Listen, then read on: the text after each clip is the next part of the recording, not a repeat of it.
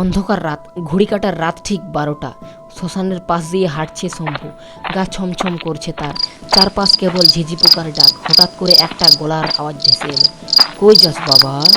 শম্ভু হয়ে থমকে গেল। সে দেখল একটি লোক চিতায় বসে আছে, সারা শরীর ধোয়া আর ছায়ে মাখা। লোকটির চোখ যেন দুটো জল করছে আগুনের মতো। শম্ভু ঢোক গিলে বলল, ভয়ে কাতর হয়ে, বাবা বাড়ি যাচ্ছি। লোকটা কেমন যেন করুণভাবে হেসে বলল, দাঁড়া, আমিও যাব তোর সঙ্গে। চল, একসঙ্গে যাব। দাঁড়া রে শম্ভু, এই শম্ভু দাঁড়া।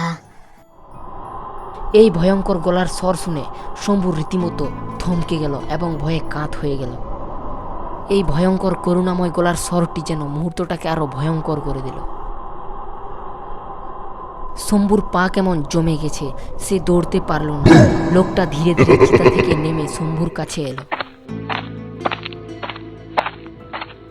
তার শরীর থেকে পচা মাংসের গন্ধ বের হচ্ছে।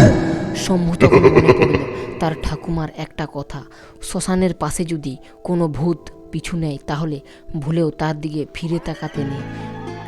শম্ভু চোখ বন্ধ করে দৌড়াতে শুরু করলো। পেছনে সে লোকটার বিকট হাসি শুনতে পাচ্ছিল সে।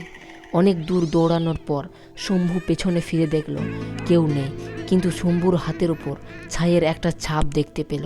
যেখানে লোকটা তাকে ছুঁয়েছিল সেই ছাপটা কিছুতেই মুছছিল না।